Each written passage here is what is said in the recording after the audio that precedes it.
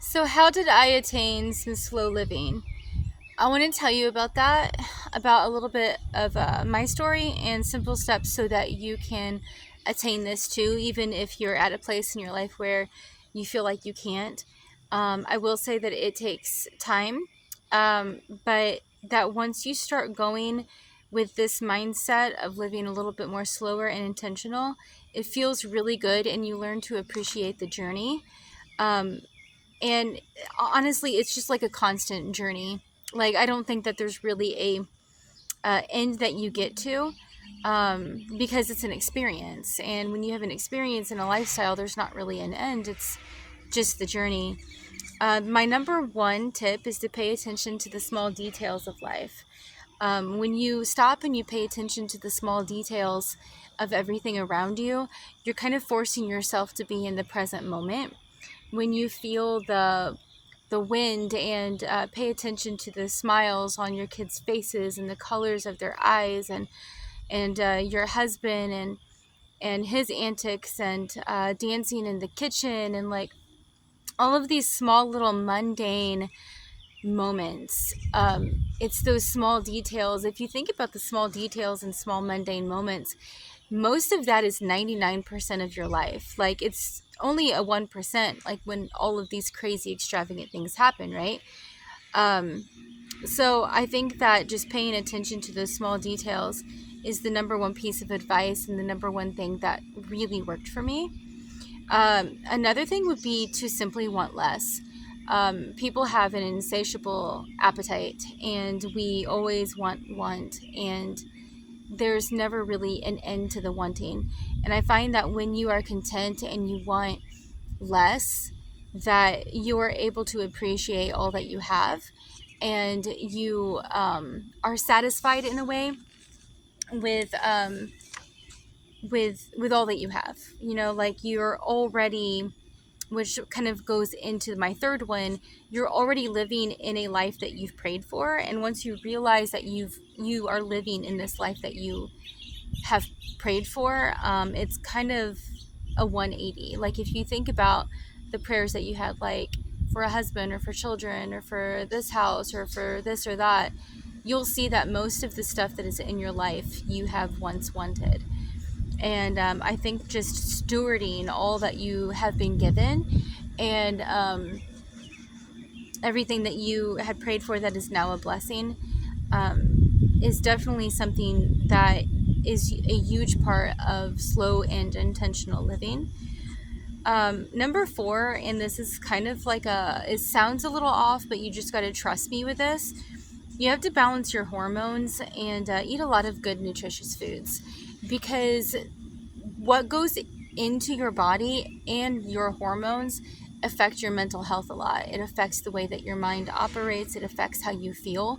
And it's kind of a byproduct, like how you see the world and how your mind is working and how more relaxed you feel is kind of a byproduct of what goes into your body and how your body is operating. And then number five, I would look for God in everything. And I remember really doing this after my grandpa died. It's how I was able to stay present in the moment.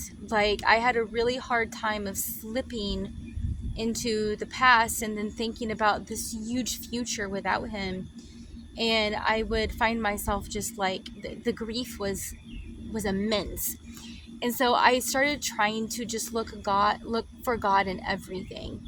I would look for him in the things that people said, in the colors of the sunset, and I would just pray and be like, God, show me where you are today.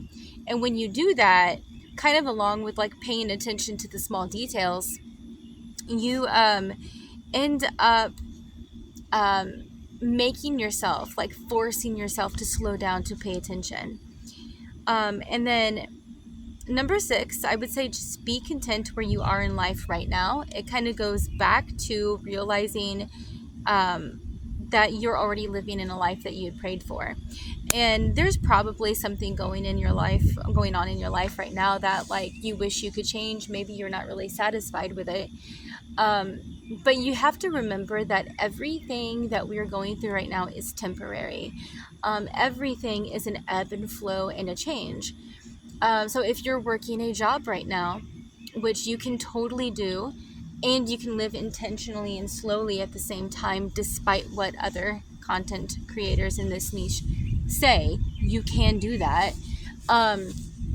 Just be mindful about, like, yeah, I'm working a job right now, but is this a job that I kind of like? Is it something that, would not, I would not be preferable if I didn't have it? Or, you could think in a way of like, am I going to have this forever? Is there a timeline to it?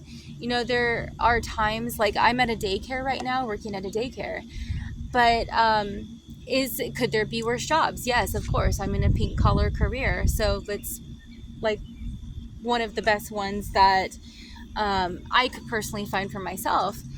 There's definitely things that could be worse. And also, number two is, do I have a time limit on this job? And the answer for myself would be yes, I do. A couple more years, I will have the option to be able to quit after my kids graduate high school. So you have to like think about stuff like that and just to really be content. It's so hard, like with social media nowadays, I think, to find that contentment, because we have such a glimpse into everybody's lives that we've never had before in history. And it's like good, but it can be bad at the same time if you're in a constant state of comparison. So I would really stray away and just be mindful of like, okay, like this is how I'm thinking, this is how I'm feeling right now, this isn't good. And silence people temporarily if you need to do that. Just put them on like a 24-hour silence or 30-day silence until you can like get your thoughts in order and really look around and think, I am grateful and content in where I am in life. And then my last thing would be to incorporate slow things into your life, like walks, art, painting, gardening, working on a backyard project, or baking. The first thing that I started to do was bake. And it's because I was going through some physical pain at the time. And for some reason, with the way that my body worked, I had less pain with more movement. And so like I found myself wanting to just find things to do a lot. My house was the cleanest it had ever been. And I started baking a lot because it was something I could just do with my hands and get my mind off of things. And I found that with baking, I was forced to slow down.